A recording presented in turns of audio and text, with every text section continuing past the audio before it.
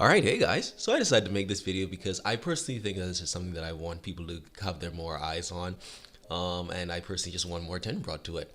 Alright, so you might like Pokemon, you might like D&D. I wanted to personally bring attention to a Pokemon 5e system that I had found a bit ago. And I personally just want all of you guys to just have some more eyes on it. If you were interested in mixing Pokemon with 5e and you feel like you can't properly find a system online, and there's probably a good reason for that because of a certain few companies. But luckily somebody managed to salvage and bring something up together and make it into a decent website, which I will be revealing to you guys right now. Alright, ladies and gentlemen, welcome to Pokemon 5th Edition, or as this website is called, the Pokemon 5e app. This was basically made by Aurora Tide, I hope I'm saying their name right, and they decided to put together a Pokemon 5e system website. This basically was homebrew that was made by thanks of the community. He just decided to make a proper website for it and put all of it together.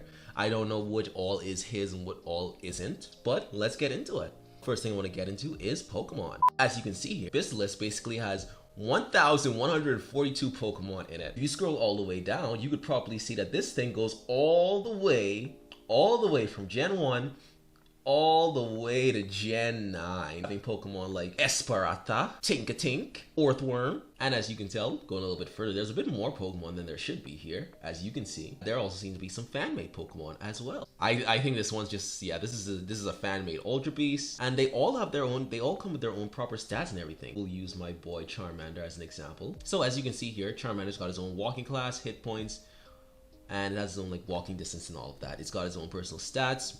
It tells you its proficiency is, what it's vulnerable to. It even gives some abilities, as you can see here. There's Blaze, and it gives a description of that, as well as one for solar power. And even an evolution timing thing too. It evolves at level 6 into Charmeleon. And also you can see as well, it has egg moves, as well as TM moves, as well as the basic moves it can get as it levels up. And this is pretty good. And next now, we're going to be moving on to Pokemon moves. Now the next one we're going to get into is Pokemon moves. As you can see here, we've got a total of 796 moves that have been properly added. Now, as you can probably tell, scrolling down, there's a lot of moves here to work with. Now, of course, they haven't added every single move in the book yet. I'm pretty sure there are some more that still need to be added, but a good majority is here for you to make a proper campaign with. And I know that some of these moves as well have their own, like, some of them work a little bit differently than how they do in the game. For example, I'm going to take up this move right here, Rage. As you can see here with Rage, Rage is actually a bonus action. You go into a fit of rage, attacking with Relentless Fury. While you are raging, you gain a +1 on damage rolls, only once per move, have advantage to normal type damage, and have advantage on all strength checks. Your rage ends if you drop concentration, or if your turn ends and you have not attacked a hostile target since your last turn, or taken any damage since then. And there are more moves like this that are a bit more unique, like how essentially with Dragon Rage. I know I'm going through the rage ones, but these ones are making my point. As you guys may or may not know in the games, Dragon Rage does like a base set damage, but in this system it's a little differently. Unleash a devastating flow of energy that's in a 100-foot long line, 5 feet wide. Each creature caught within the blast must make a dex saving throw against your move, 2d10 plus moved dragon damage on a fail, and half as much on a save.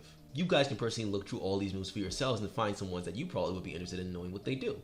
Let's go into another move relating to this, because I actually like how this move is implemented in this system. Metronome. Metronome. Move power varies. It's one action. You summon a move at random to inflict damage against a creature. When you use this move, roll a d100. The resulting number is the TM number for the move you make. If the move is unable to be completed, because of positioning, range, etc., metronome fails. And we'll be using this to segment into our next section, which is TMs. Alright, ladies and gentlemen, next up we have is the TM.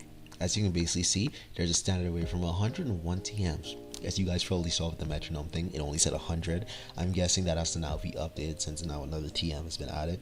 But as you can see, most of the basic ones are here. I'm sure they probably are going to add more in the future. Like I said, not everything about this is fully complete, but there's enough here to where you could probably run a decent D&D game with it all. Alright, let's just look at some basic ones. Ice Beam. As it basically shows you like the pricing for the TMs as well, as long as telling you like a description. It even like goes through the effort of even like showing you, hey, here's all the Pokemon that can learn said move. So you don't have to go through all the effort of searching through Bulbapedia to find it. But yeah, other than that, let's move on to the next one, which is items. Ladies and gentlemen, next up we have here is the items. Now as you basically can see here, there's like a bunch of different items. The creator of this essentially made sure to just go get everything that he possibly could. There's most of the Pokeballs here. I'm sure there's more that needs to be added. They have like a bunch, they have like Max Revise, regular revives. They got the roots. They got the energy powders. They made sure to basically grab everything they couldn't add into this game. They even added the eight. They even added the X defense. All your drugs are here. There's zinc. There's calcium. They're all here. They're all here, and it's awesome. It's really fun. Like they have like a little bit of they act a little bit differently than how they do it in the games. Because as you can see here with the calcium, a trainer may use this action to administer this to a Pokemon for 8 hours. That Pokemon wisdom score is increased by 1 and consumed on use. It's basically a vitamin that works for a limited amount of time, which makes sense. And I'm sure like if you scroll through all the vitamins, I'm sure you'll figure out what everything does essentially. Going a bit further, as you can see, there are all the evolutionary stones here as well as they made sure to keep in mind the berries as well. You probably are gonna have to like take your time to personally look at all these berries because I'm sure that they do act differently from how they do in the games. Let's see with this one. Oh, let's go with the Shuka Berry. I'll give this one as an example. Can be consumed as a reaction to taking ground type damage. You take half that damage instead, which I think is pretty good. That's another really good one. As you guys can see here, there's even more items. They've added the Z moves as well. Going down a bit more, as you can see, there's some more combat items. There's the black belt, there's the magnet, there's the metal coat, an evolution item, I should say. Going a bit further down, as you can see, they even have the orbs. And I'm sure there's also some other items here that are mainly for trainers, like as you can see here, solar charger, sleeping bag. So basic camping stuff if you're focused more on the survival aspect of a Pokemon adventure. But now we're gonna move on to a next section. All right, now basically what we have here is the create a trainer. Now you basically press this button, create a new trainer. This is basically like a little thing that you can use to basically help you understand the system a little bit better when it comes to making your character. So let's do a little bit. I'll do like a little bit and then I'll be moving to the other side of this so you guys can understand a little bit more. So let's just add a simple trainer name. Let's go pee pee poo poo. And we'll give them a description of yes. And then finish. And there we go. We added the pee pee poo poo. Starts at level 1. You can basically see the hit die and everything and all of that. It also like show you like the stats and everything. You can press the edit button.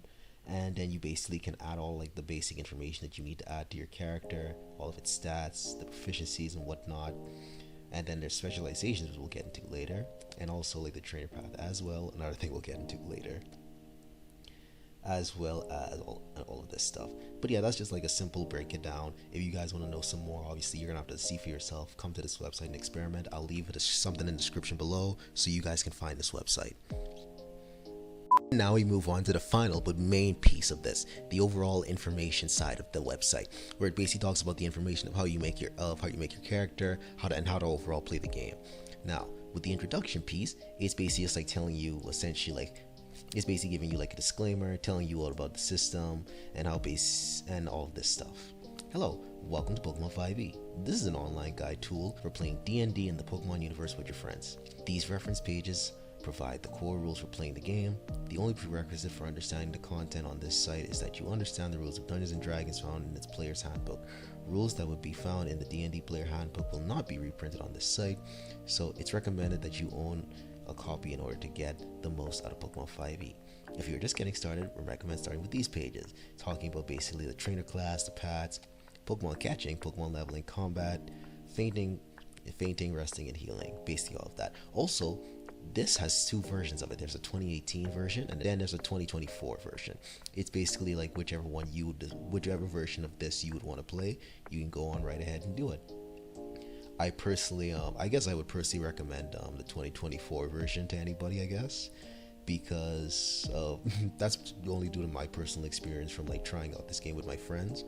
I'm thinking of, I kind of had like a little thing where I basically was like recording some of this. I might post the little game that I ran with my friends when it comes to this in the future, maybe, if you guys are interested in that. There are also like a bunch of different trainer classes as well. As you can see here, there are a bunch of like different subclasses of Pokemon trainer you can go through. It all depends on you really, which one you want to do, which one you want to go forth with. It's all on you. You can take a look at all of them, you can read them up and see which one interests you when you're making your character. There's also like, they also have like stuff talking about like weather events. They also have a thing for shiny Pokemon. And if all of you are curious, yes, all of the gimmicks from different regions are here as well. They also talk about making bosses, Hold on, let me try to see if I can find the gimmicks piece. Pokemon transformations, yes, as you can see here, Mega Evolution, Z-Move, Dynamax, and Terrestrialization, they are all here for you to look at, read, and see for yourself if you ever want to do anything like that. But yeah, that's basically all I want to show off when it comes to this. If you want to look into it more, go onto the website. And you'll see what you want to see. I'm also going to add the Discord server that the person who created this website has. If you want to personally ask some more questions or maybe conversate with some other people who are also interested in this system. But yeah, that's the end of this video. I hope you like and subscribe, and I will see you with whatever I decide to make next. Peace.